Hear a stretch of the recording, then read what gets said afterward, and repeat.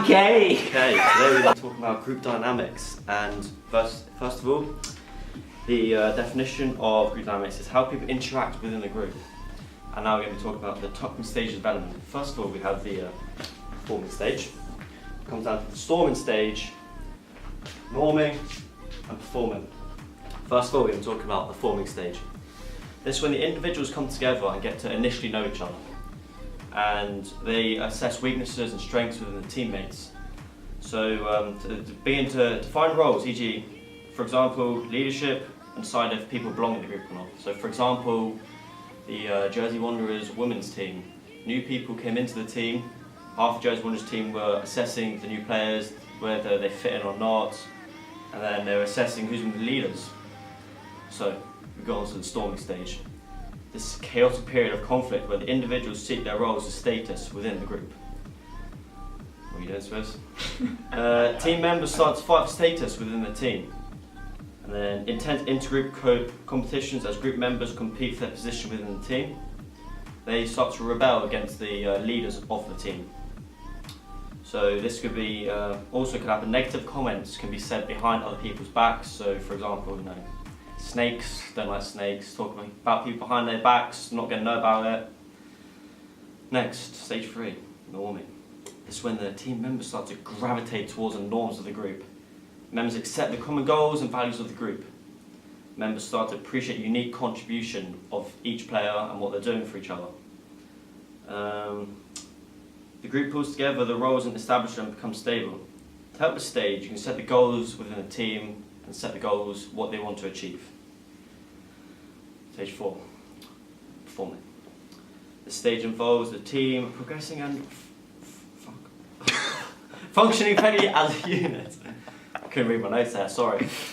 Group works without conflict towards achievement of shared goals. The group's more motivated, they work together better, make their own decisions and take responsibilities for themselves. As new people join the group, there will be a new period of storming, norming, and all this all starting together once again. So now, we're going on to leadership. Start. What makes a good qualities of a leader? First of all, it's patience, I don't feel so good. intelligence, self-discipline, confidence, and optimism.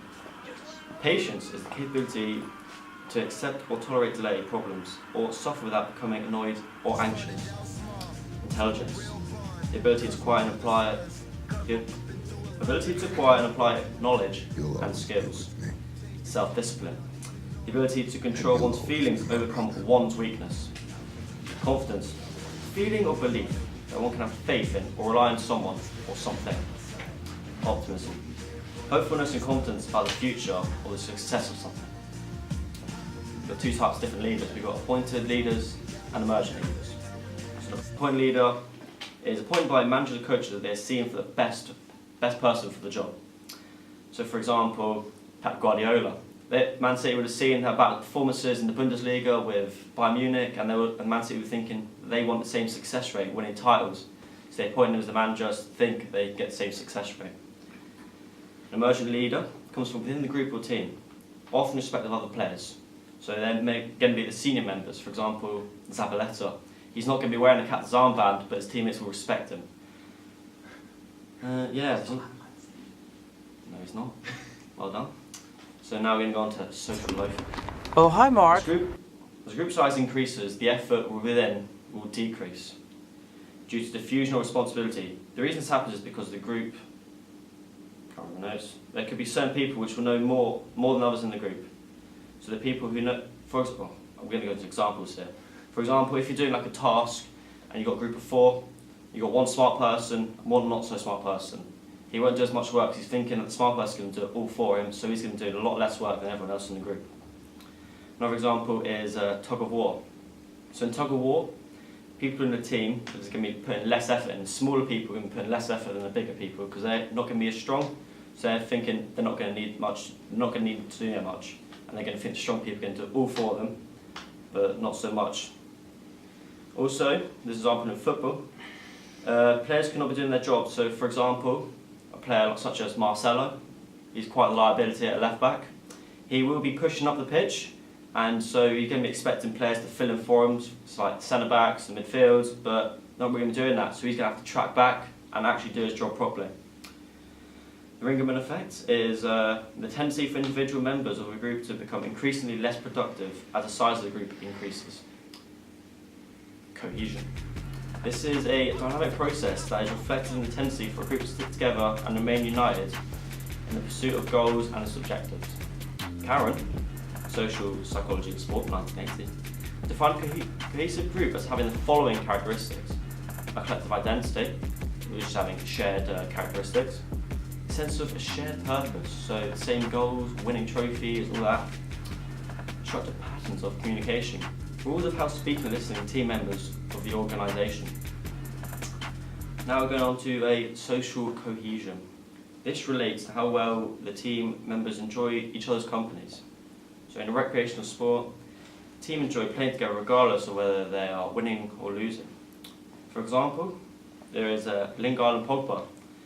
They have good social cohesion based off of them dancing when each one of them scores, celebrating together. They must have things in common, and obviously they're going to be practicing their own time, so a bit of a yeet, and then that's what they're doing every now and then. So after that, we're going on to task cohesion. I'm getting blind right now. This relates to how well the team members work together to achieve a common goal. It's when the group staying together to reach a specific task. A task will make everyone stick together because they've got the same task and want to win the same. So for example, Leicester City, when they won the Premier League, they all stuck together. Obviously, it was not expected them to win the Premier League, but it happened, they all stuck together, they all played well together. So the factors affecting group cohesion. There's environmental factors, the location, so the groups that live close together.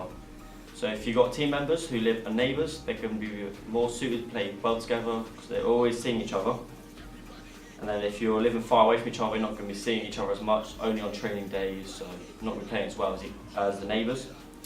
Leadership factors, they're going to have a leadership style, communication style, compatibility of the coaches and athletes' personalities.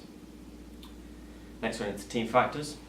Trust and belief in each other, honesty, identifying problems, early and collectively, solve well-defined roles and ensure understanding. Next, we're on to the personal factors that could affect the group cohesion. Individual factors have an impact on group cohesion, motivation to shared goals, the background, attitudes and opinions, level of commitment. If they are similar together, they're going to be playing well together. Let's get it! Let's get it! Let's get it!